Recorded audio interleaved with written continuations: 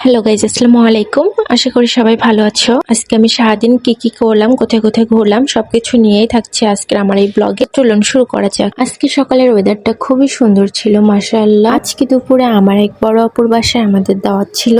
এখন আমি ফ্রেশ হয়ে রেডি হয়ে নিব, আর এটাই হচ্ছে আজকের আমার আউটফিট। এটা পরেই আপুর বাসা যাবো। তো এখন আমি রেডি হয়ে নিব। এই তো কথা বলতে বলতেই আমার রেডি হওয়া শেষ, এন্ড এটাই হচ্ছে আজকে আমার ফাইনাল লুক। ফাইনাল লুকে আমাকে কেমন লাগছে অবশ্যই কমেন্টে জানাবা। আমাদের রেডি হওয়া প্রায় শেষ। এখন আমরা বাসা থেকে বেরিয়ে পড়বো। এই তো আমরা বাসা থেকে বেরিয়ে পড়লাম। এবার রিক্সার অপেক্ষা। অবশেষে একটা রিক্সা পেয়েও গেলাম। এখন আমরা রিক্সা উঠে বসবো। এই তো রিক্সায় বসে পড়লাম। অবশেষে রওনা দিয়ে দিলাম আপুর বাসার উদ্দেশ্যে। আর এটা হচ্ছে আমাদের গ্রামের সুন্দর নিরিবিলি রাস্তা। আমার কাছে শহরের থেকে গ্রামের পরিবেশ অনেক বেশি ভালো লাগে। আমার মনে হয় শহরের কোলাহলপূর্ণ পরিবেশ থেকে গ্রামের নিরিবিলি পরিবেশ অনেক ভালো। কার কাছে কোনটা ভালো লাগে অবশ্যই কমেন্টে জানাবা। তো কথা বলতে বলতে আমরা মেইন রোডে চলে এসেছি। আর আজকে মেইন রোডও প্রায় ফাঁকাই ছিল, তেমন কোনো যানবাহন ছিল না। সব মিলিয়ে ভালোই লাগছিল পরিবেশটা। তবে পুরো রাস্তা ফাঁকা থাকলেও মাঝখানে আমরা একটু জ্যামের ভিতরে আটকে যাই। জ্যামের ভিতরে বসে থাকতে প্রচুর গরম লাগছিল, তবে বেশিক্ষণ জ্যামে বসে থাকতে হয়নি। আমরা ওখান থেকে দ্রুতই বের হয়ে আসি এবং আমরা আমাদের গন্তব্যস্থলে পৌঁছে যাই। এই তো পৌঁছে গেলাম। এখন আমরা গাড়ি থেকে নেমে পড়বো। এখন আমরা ভিতরে চলে যাব। যদিও আমাদের আসার কথা ছিল দুপুর 2টার দিকে, কিন্তু এখন অলমোস্ট 3:30 পার হয়ে গেছে।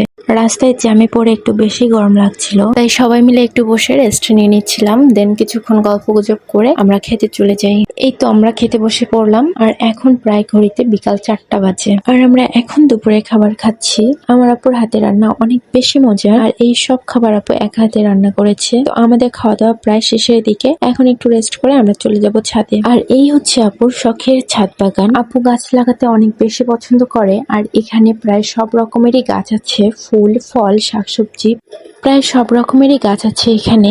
তো চলুন পুরো ছাদটা ঘুরে দেখা যাক। ফার্স্টে এখানে ছিল একটা ড্রাগন ফলের গাছ, যদিও এখনো ফল আসেনি। দেন আমরা একটু সামনে এগিয়ে যাব এবং সামনে একটা মালটা ফলের গাছ পেয়ে গেলাম। গাছটা যদিও তেমন একটা বড় না, তবে গাছ হিসাবে ফলের সংখ্যা অনেক বেশি, আর ফলের সাইজও মাশাআল্লাহ অনেক বড় বড়। আপুর বাগানে মোট 2টা মালটা ফলের গাছ আছে, আর 2টার মধ্যেই সেম অনেকগুলো করে ফল ধরেছে। আপুর ছাদের এই কর্নারটা পুরোটাই রং বেরঙের ফুল গাছ দিয়ে সাজানো ছিল। এই গোলাপ ফুলটা এত কিউট ছিল মাশাআল্লাহ, একদম ছোট জাতের ফুল। আর এই তো ছাদের মাঝখানে আরো একটা ফলের গাছ পেয়ে গেলাম, ডালিম ফলের গাছ। আর এইদিকে পুরো ডালিম গাছ মিলে মাত্র একটাই ফল ধরেছে।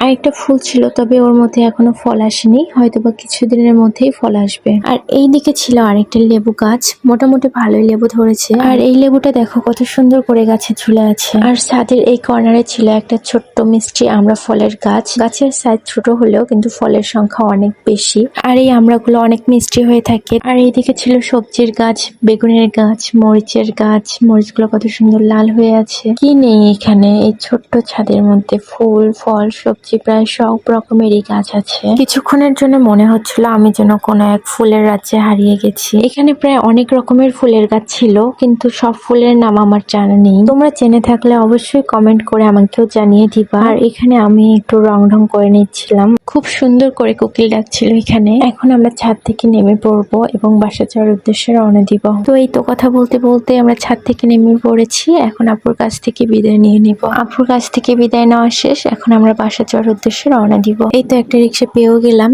এবং উঠে বসলাম। এবার রওনা দিব বাসার উদ্দেশ্যে।